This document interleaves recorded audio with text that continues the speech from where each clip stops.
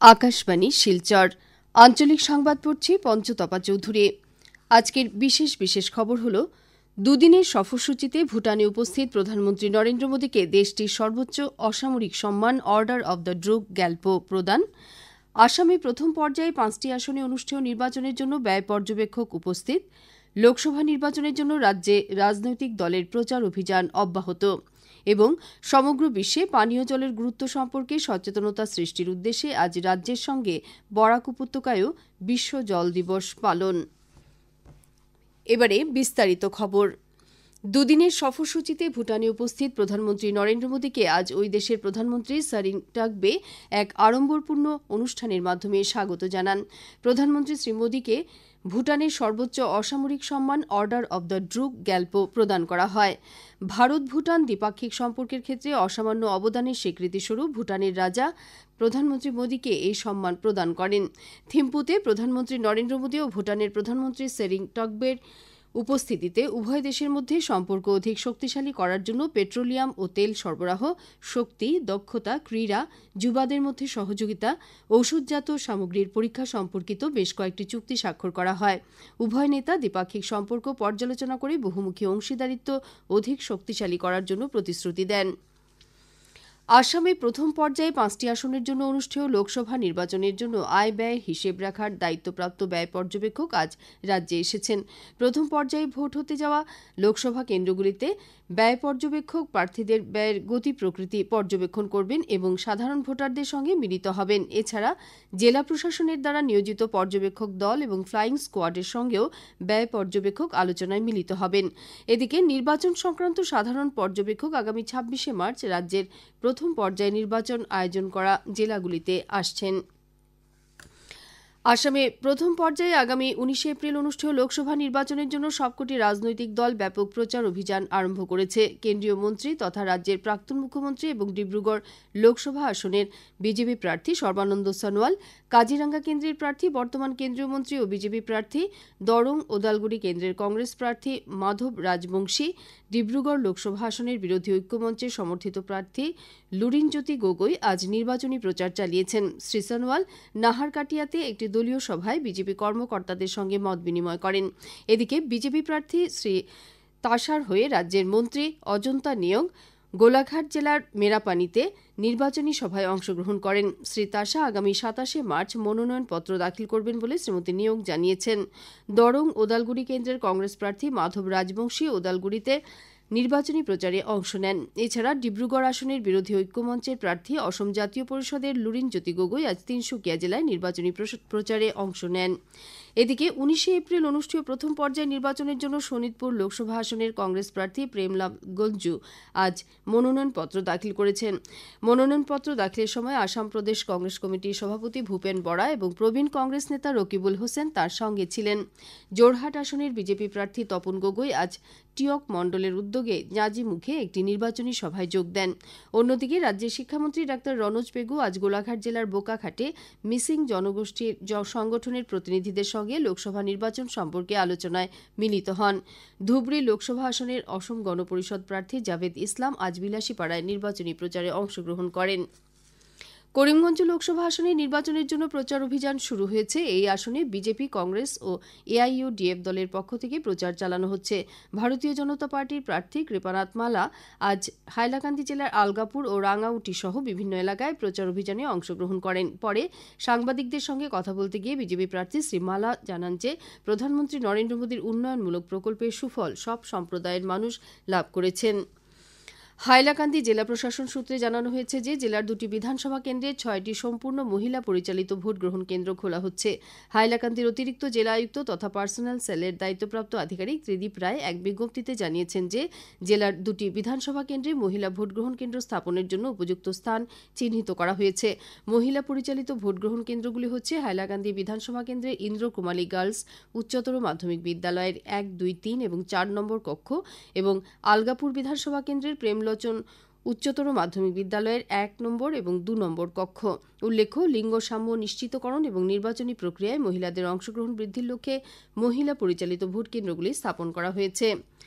কাছাড় জেলায় আসন্ন লোকসভা নির্বাচনে ভোটদান সম্পর্কে বিস্তারিত জানার জন্য শিলচর সদরঘাটের সদর রাজস্ব চক্র আধিকারিকের কার্যালয়ে সুবিধা কেন্দ্র স্থাপন করা হয়েছে।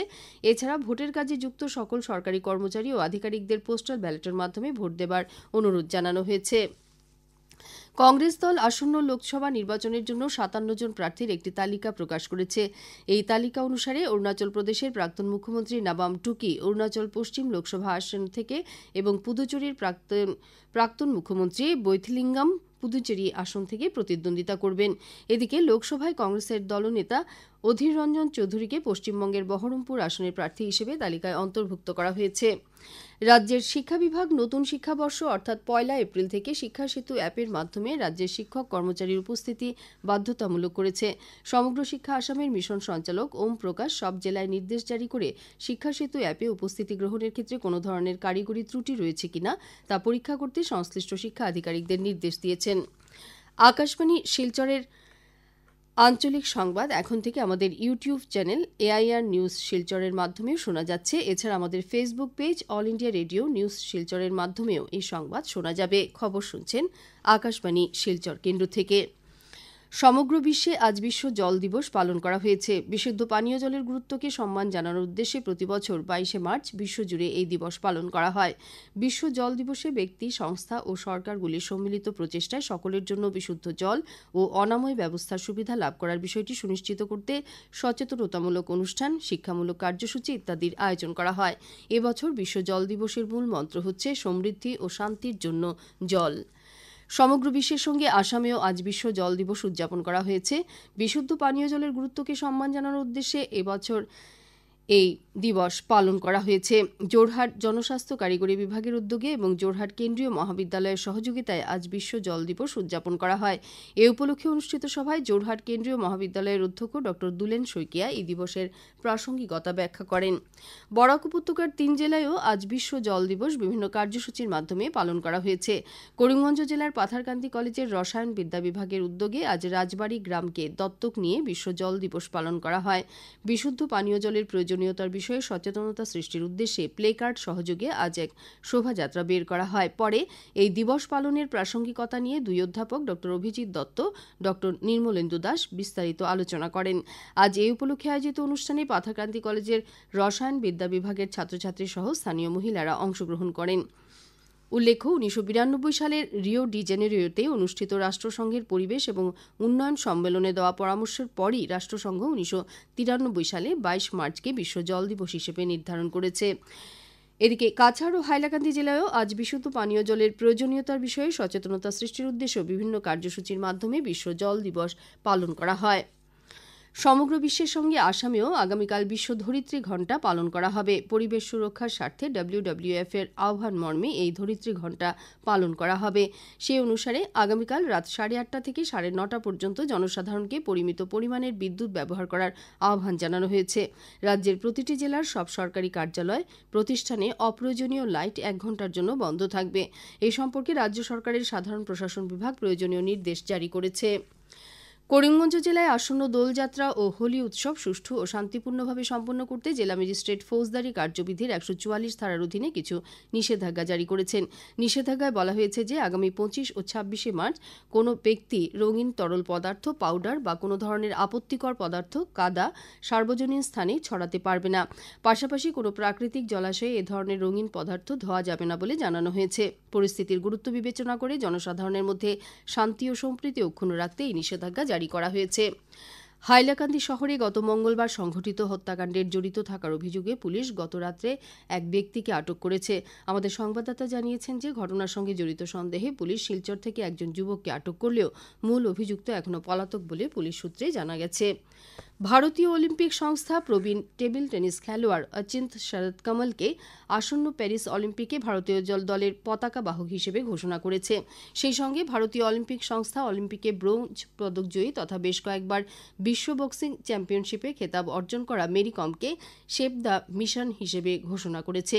অলিম্পিকে অংশগ্রহণ করা এবং শীতকালীন অলিম্পিক ক্রীড়া মহোৎসবে লুজ বিভাগে অংশগ্রহণ করা প্রথম ভারতীয় প্রতিনিধি Shiv Keshavan deputy chef de mission হবেন। গগন নারং ভারতীয় শুটিং দলকে নেতৃত্ব দেবেন। এদিকে ডাক্তার দীনেশ্বর পারদিওয়ালাকে মুখ্য চিকিৎসা আধিকারিকের দায়িত্ব অর্পণ করা হয়েছে। শেষ করার আগে বিশেষ খবর আবার পড়ছে। দুদিনের সফরসূচিতে ভুটানে উপস্থিত প্রধানমন্ত্রী নরেন্দ্র মোদীকে দেশটির সর্বোচ্চ অসামরিক সম্মান order of the Druk Gyalpo প্রদান। আসামে প্রথম পর্যায়ে 5টি আসনে অনুষ্ঠেয় নির্বাচনের জন্য ব্যয় পর্যবেক্ষক উপস্থিত। লোকসভা নির্বাচনের জন্য রাজ্যের রাজনৈতিক দলের প্রচার অভিযান অব্যাহত এবং সমগ্র বিশ্বে পানীয় জলের গুরুত্ব সম্পর্কে সচেতনতা সৃষ্টির উদ্দেশ্যে আজ রাজ্যের সঙ্গে বরাক উপত্যকায়ও বিশ্ব জল দিবস পালন। আঞ্চলিক সংবাদ শেষ হল। পরবর্তী সংবাদ আগামীকাল সকাল 7:35 মিনিটে।